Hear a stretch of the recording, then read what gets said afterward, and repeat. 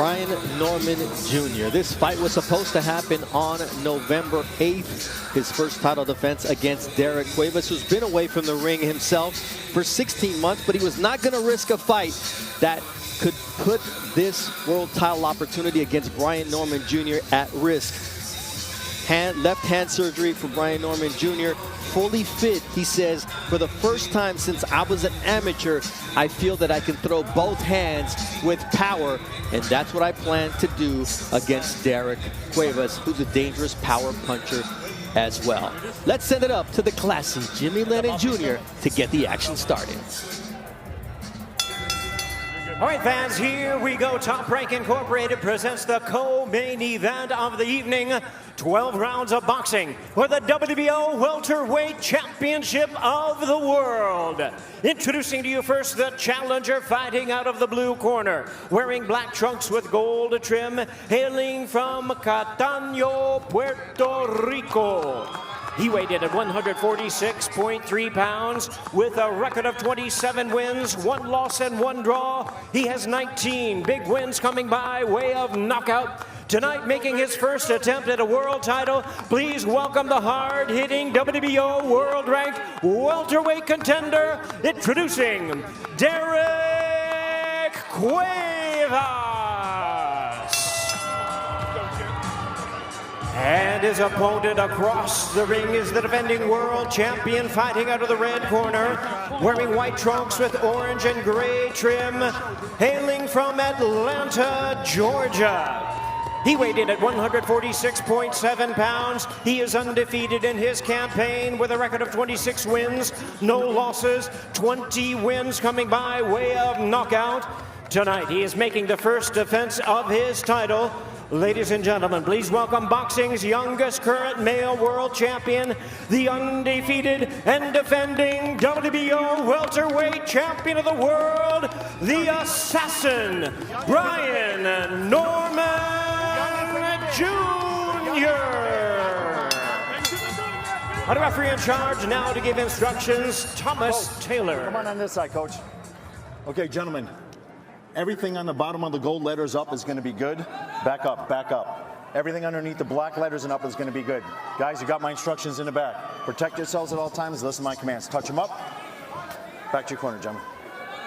Both Brian Norman Jr. and Derrieck Cuevas come from a boxing family. Their fathers also fought. That is Ruben Cuevas, Derrick's father. Brian Norman Sr. was the assassin, the original assassin. And Brian Norman Jr. with both hands. I'm so excited. I mean, Tim, that last performance he put on, look, if he can duplicate that tonight, you guys are in for a treat. he says, I've been fighting through adversity since the amateur days. I've been slapping my way to a world title at age 23. And now you see the first shot that Norman Jr. lands. Derrieck Cuevas felt it. He's smiling a little bit as the Puerto Rican, but that can also be given away that he felt the power of Norman, but he fires back with that left hand, his power hand. And Derrieck Cuevas says, look, everybody's expecting my left hook, but watch out for my right, because, ooh, that was a nice left hand from Cuevas that shook Norman's legs. Telling you, Cuevas is extremely dangerous. Very talented, especially with that left hook. He's in the orthodox stance right now. He is a left-handed. But he can fight from the southpaw position as well. So what does that mean in terms of the power hand, Tim? Well, look, the power hand is up front, so it's strong. He can buzz him, you know, having your power hand up front, you know, using your jab, and then being able to come around with your left hook quickly and having power on it, like if it's a right hand, it's extremely dangerous. You know, Andre Ward used to have his power hand up front, which is the left. There for Norman as well. That's the hand he hurt in the final punch against Giovanni Santillán, and it's been 10 months, so some ring rust from both guys. 10 months for Norman, 16 months for Derrieck Cuevas, but Cuevas is extremely confident, as is his corner, Tim, because Janelson Bocachica dropped Brian Norman 2 fights ago, and they tell me that Cuevas has his way with Janelson Bocachica in sparring. Sparring's different, but that gives Cuevas an edge coming into this fight according to his corner. Yes, it is. I mean, he's coming in off a long layoff as well. That could be good and also bad. You know, a lot of times we talk about layoffs being a bad thing, inactivity being a bad thing. Yes, yes, yes, all those things are correct. However, it allows the fighter to also rest and also plan and actually improve inside the gym. And I think that's what Cuevas has done so far. He's looking good in his first round right now. Cuevas looks like he belongs, and that's important for the Puerto Rican fighter. You know, he's not afraid of going on the road. This is his 8th fight in the U.S., fought 3 times in Panama, twice in Mexico, 2 in the Dominican Republic. Only 1 loss on his professional ledger. You see, Cuevas has good legs, very elusive in there as well. You know, he's a counterpuncher. He likes to set up his attack, likes to come behind that jab.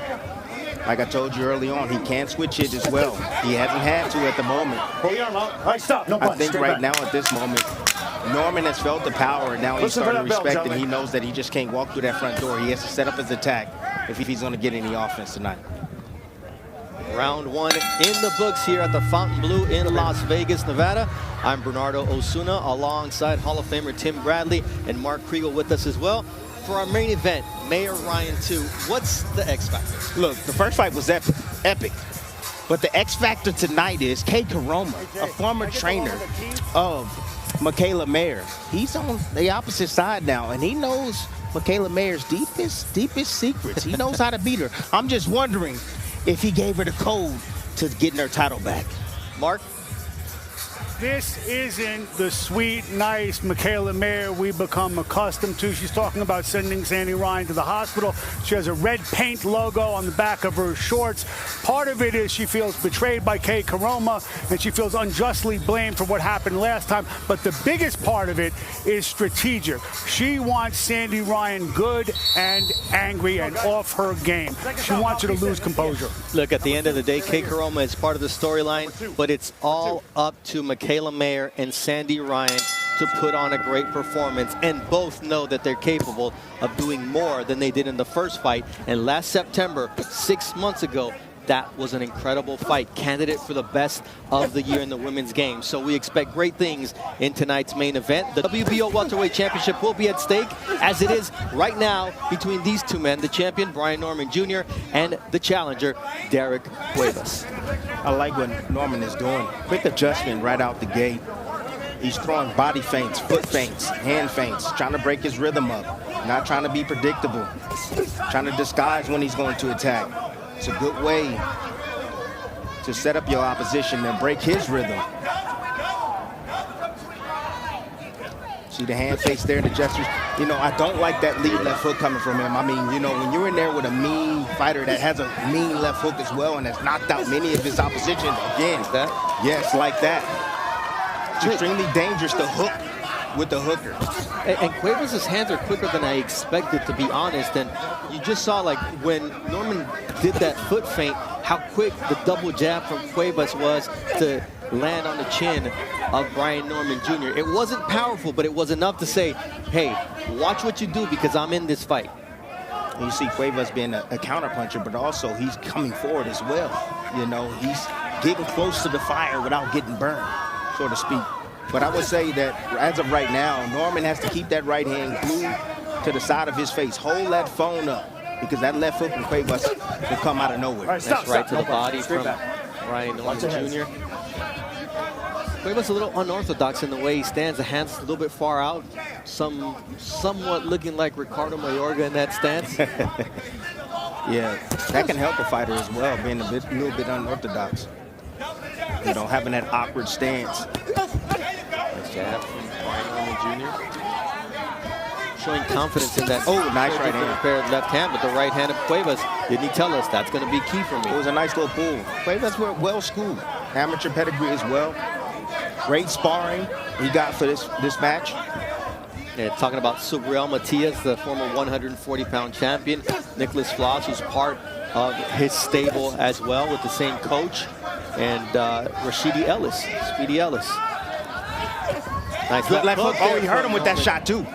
You see the legs of Cuevas buckled just a little bit. Oh, and there he goes down. That's the power. Impressive how Cuevas was able to stay on his feet. Now can he do it for the next 20 seconds? So you see the confidence, the power, the explosiveness in the punches of Brian Norman Jr. Don't get too excited. Norman still got to set up his attack. I know he got his man hurt. Cuevas doesn't look completely recovered here. His punches look slow.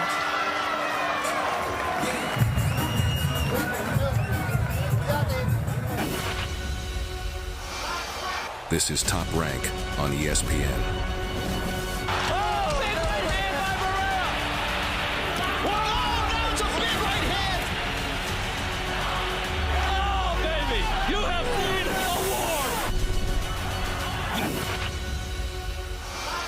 Three.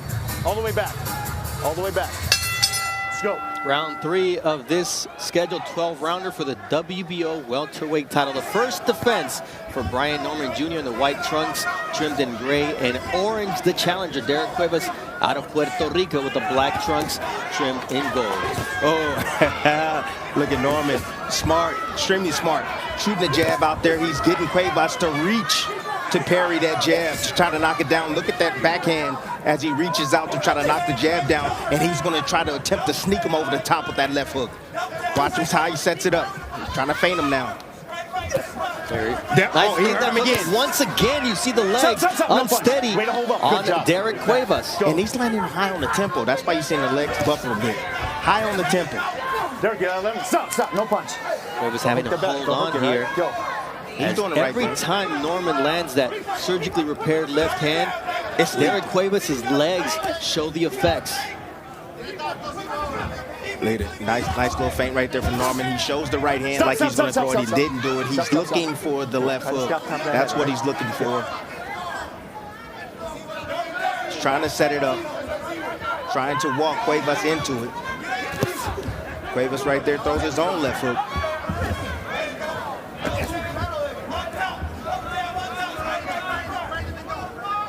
Cuevas now is just doing a little bouncing, just trying to change up his rhythm a little bit.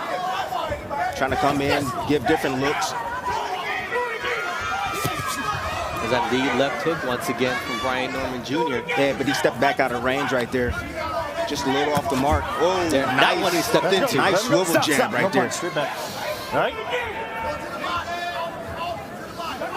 Brian Norman Jr. asking him to go to the body. Yes. See if he can break him down. Brian, you got to get up, all right? Let's go. That was a low blow with the right uppercut. Yeah, the reason why it's important to go down to the body again, you take the legs of your opposition. You see that Canelo feint? Yeah, nice. Throwing it up high and trying to set up the right. He's trying to set up that left hook. That's what he's trying to set up. That's his punch. Norman has a great left hook. Nice straight good jab to the chest. Brian Norman Jr. Nice right hand there from Cuevas. Norman just can't walk in without setting anything up because Cuevas can still be dangerous. Yeah, well, Cuevas, there's different feints coming from him at all. He's not feinting. He's not changing his rhythm. Norman is starting to get in the groove now. Starting to get his timing down. Starting to see his punches very well. And with his back on the ropes, that's not where Cuevas wants to be. That's why you saw him spin into the middle of the ring, center of the ring. Oh, there it another is. left hook. Partially blocked. Ooh, that's a lead right in the left drop. Cuevas in the back of the corner. 3, 4, 5. Derrieck, look at me. 6, 7, 8. Derrieck, look at me. He don't want to be here. Look at me, Derrieck. You want to go? He don't want to be here. He done. Look, the body language and the reaction from Derrieck Cuevas set it off. He was hurt earlier this round, and this combination sent Cuevas to the canvas, and even though he got up to him, there was no intent to continue fighting because he did not answer the instructions of Thomas Taylor. Norman right now just put his flag in the ground. Flag in the ground. He ain't say anything. But with that type of performance, following up from what he just did, right, against Santillan, coming in, longest layoff of his career, and put on this type of performance against this dangerous puncher, that's a statement. Look, you can't oversell it. This is a young man, Derrieck Cuevas, who was coming off of a 16-month layoff, gets a title shot off of that layoff. But nonetheless, we knew how powerful he could be. He hurt, he stunned Norman in the first round, and then Norman made the correct adjustments and hurt him in that same round and every round since, and finally was able to drop him. And Tim, this is how the fight came to an end. And you can't begrudge Derrieck Cuevas because he took some solid shots. Norman right there, check hook. He saw his man loading up for a left hook of his own. Again, Cuevas, that's his favorite punch as well. Norman just staying disciplined, keeping his feet underneath him, not lunging, just making him pay as he comes in. Check this out. Boom, and this is the finish right here. Doing a good job right there, going around the guard and then coming in with a swivel jab right there to create that knockdown. But that left hook right there, that's what started everything. Coming around that jab. Good swivel jab right there to send Cuevas to the canvas, baby. You know what? Cuevas tonight, I mean, look, when he got hit with that first left hook, he never recovered from that. True. You know, I mean, even when, you know, he went back to the corner and he had about a minute to rest, and then he came back out to fight. I mean, he still didn't seem like to have everything or have his wits about him. Tim, every time he got touched by that left hook, the legs reacted. Yes. And that's what ended up happening here. And look, he knows himself better than anybody. The fact that he did not want to continue and Thomas Taylor had to stop the fight, well, that's tribute to how hard Brian Norman Jr. landed with two healthy hands. We set it up to Jimmy Lennon Jr. for the time of the stoppage. Ladies and gentlemen, we have the time of 2 minutes 59 seconds in round number 3. A referee in charge, Thomas Taylor, stops the contest. He is the winner by way of technical knockout and still the undefeated WBO welterweight champion of the world, the assassin, Brian Norman Jr. He had to wait 10 months to make his first world title defense, but yes, tonight he makes it in impressive fashion, earning a third-round stoppage against the dangerous Derrieck Cuevas. Mark Riegel is with the champ. Congrats, champ. How did it feel to get back in that ring? I feel wonderful. Of course, they had a little ring rust to starting off, but you see, I shook that real quick. Looked like he caught you with a hook to the body. Did he feel it? I don't even know what you're talking about. All right. And then you adjusted. Describe that to me. No, just simple, just get back into it. Like I said, I've been out for 10 months, so it's just getting back in the field, being in front of everybody. But as you see, it wasn't a struggle at all. Great opponent, never been stopped, only got one defeat, and you see what I did with him. He's never been down. Oh, I ain't even know that. Never been down, never been stopped. Look what I did to him. 10 months, I know it's been a hard road with your hands. Do you feel like a champ tonight? Because you carried yourself like one. Oh, best believe that. You best believe that. Not just a champ, a future legend in the game. You know what I'm saying? It's the Brian Norman show now. So now y'all better come out and see me. How your hands feel? Oh, my hands are on the money, man. You know what I'm saying? Like I said, everything was perfect coming into this fight. My time is now. He's the son of a fighter like you. He's a proud guy. He's a rugged guy. And as I said, never been down.